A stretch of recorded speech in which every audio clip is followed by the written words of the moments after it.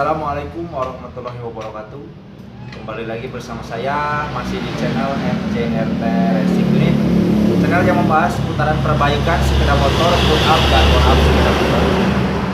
Sahabat racing mania semuanya, kali ini saya akan mencoba membahas beberapa pertanyaan yang masuk ke kolom komentar dari teman-teman subscriber semua. Jadi banyak yang bertanya bagaimana cara menentukan knalpot untuk sebuah motor yang digunakan oleh kawan-kawan semua, seperti itu.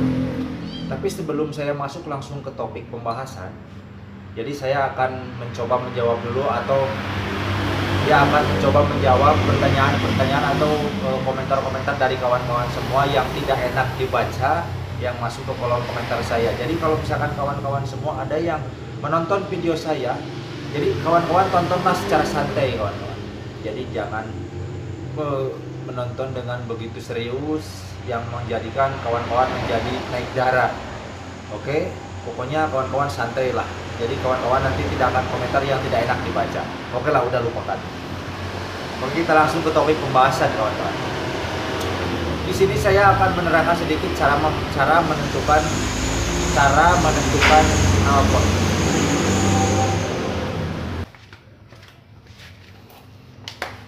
Oke kawan-kawan, kita lanjutkan.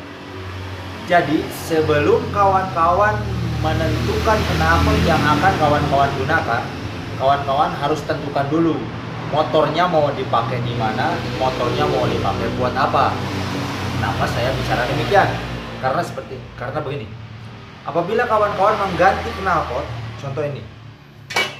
Nah, apabila kawan-kawan mengganti knalpot tanpa kawan-kawan menentukan dulu motornya mau dipakai di area mana, akan percuma kawan-kawan.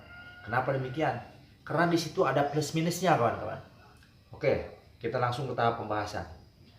Jadi kalau kawan-kawan mau menentukan knalpot yang mau kawan-kawan gunakan di motor kawan-kawan semua, kawan-kawan harus paling tidak melakukan tahap bore up dari sebuah mesin atau dari motor yang kawan-kawan gunakan.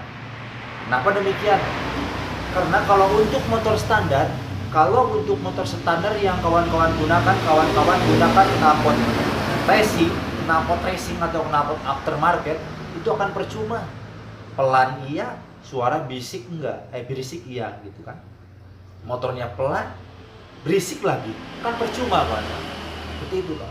Jadi malahan ada minusnya kalau motor standar menggunakan knalpot racing, ada minusnya pembakarannya malah semakin plong, terus suhunya akan semakin panas. Jadi motor kawan-kawan nanti akan overheat. Itu pegang bicara saya. Nah, jadi memang ada rumus untuk menentukan knalpot yang akan digunakan di motor kawan-kawan semua. Tapi kan saya akan menerapkan cara sederhana. Kalau untuk menerapkan rumus untuk di kepala saya, untuk di settingan saya, dan untuk kawan-kawan pemula seperti saya itu sangat susah lah, pokoknya susah. Jadi akan saya terapkan dengan cara sederhana. Oke kawan-kawan, sekarang kita lanjut bahas ya kawan-kawan ya. Nih bismillahirrahmanirrahim ya, semoga tidak salah ya kawan-kawan, karena tahap yang saya lakukan itu adalah tahap dari reset kawan-kawan. Jadi pernah saya lakukan presetan seperti itu kawan-kawan. Oke kawan-kawan, nah jadi untuk menentukan knalpot yang kita gunakan, yang pertama adalah kita tentukan leher knalpot kawan-kawan. Leher. Nah, ini bagian leher knalpot ya. Bagian leher knalpot ini berapa besarnya yang akan kita gunakan di motor kita. Jadi kawan-kawan harus melihat ukuran dari klep. Nah, dari sini kawan-kawan. Nah, jadi untuk menentukan leher knalpot itu kawan-kawan harus mengukur klep X dari yang digunakan di motor kawan-kawan sendiri. Jadi caranya itu 1-2% dari diameter klep X. Semisal kalau misalkan diameter klep X-nya 24, berarti 1-2% dari klep X.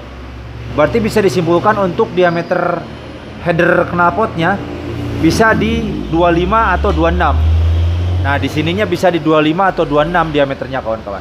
Itu tidak boleh kelebihan dari itu kawan-kawan. Apabila motornya mau bagus, itu yang pernah saya riset, yang pernah saya terapkan. Jadi kenapa demikian? Karena kalau misalkan lebih besar 1-2% dari klep X itu otomatis motornya akan lemot kawan-kawan. Itu akan lemot. Terus settingan bawahnya akan susah nanti ditemukan. Nah, itu untuk diameter ya. Itu yang pertama untuk diameter. Sekarang untuk panjangnya. Nah, untuk panjang ini tidak ada yang pernah saya riset, ini tidak ada ukuran yang kita patenkan. Kenapa tidak ada ukuran yang kita patenkan? Karena saya merisetnya dengan tahap sederhana. Jadi cara saya meriset itu, yang saya temukan itu seperti ini kawan-kawan. Apabila header knalpot ini pendek, nah header knalpot ini pendek, headernya ya, jadi bukan total dari panjangnya, headernya ya. Apabila header knalpot ini, berarti dari sini sampai ke sini ya. Apabila header knalpotnya pendek, itu settingannya akan bagus di settingan atas kawan-kawan. Coba kawan-kawan terapkan. Dan sebaliknya, apabila headernya panjang, itu akan bagus di settingan bawah. Nah, kenapa demikian? Karena itu menurut saya dari settingan hemat saya. Jadi kalau misalkan ini headernya pendek, otomatis kalau header pendek berarti dari sini ke belakang itu sudah besar kawan-kawan. Nah, itu akan bagus di settingan atas otomatis. Seperti itu kawan-kawan. Dan sebaliknya, apabila headernya ini panjang, otomatis ukuran diameter headernya yang kecilnya itu panjang, berarti itu daya pantul udara yang dikeluarkan dari knalpot itu akan bagus untuk trek bawah. Nah, jadi seperti itu kawan-kawan. Itulah untuk ukuran panjang dan pendeknya di header knalpot. Kemudian untuk di silencer. Nah, kemudian untuk di silencer knalpot ini, di silencernya pun sama kawan-kawan. Apabila silencernya kawan-kawan gunakan yang panjang, itu otomatis akan bagus di trek atas. Dan sebaliknya, apabila header knalpotnya digunakan yang pendek, itu akan bagus di trek bawah. Oke, seperti itu kawan-kawan. Nah, jadi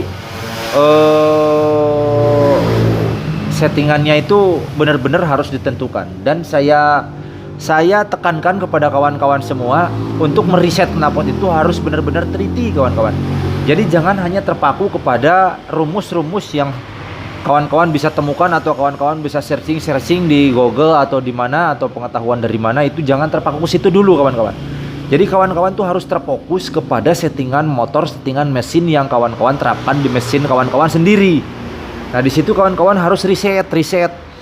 Dan untuk menjadi patokannya itu yang tadi, patokan awal itu adalah 1-2% dari knalpot X, dari diameter klep X. Nah, itu yang patokan yang pertama. Dan selanjutnya itu langkah-langkahnya tadi seperti yang saya bilang. Seperti itu kawan-kawan.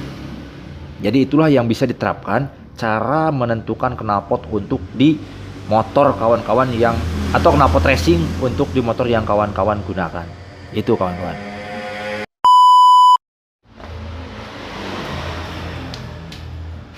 Oke kawan-kawan, sementara jawaban dari saya untuk pembahasan di seputaran cara menentukan knalpot di motor yang Anda gunakan itu cukup sekian dulu.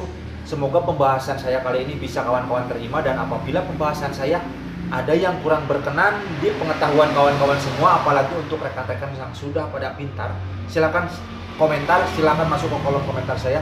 Nanti kita bahas bersama, karena saya juga masih pemula, jadi saya mau lebih tahu dari kawan-kawan yang sudah pintar. Oke kawan-kawan semuanya, terima kasih sudah menonton video ini.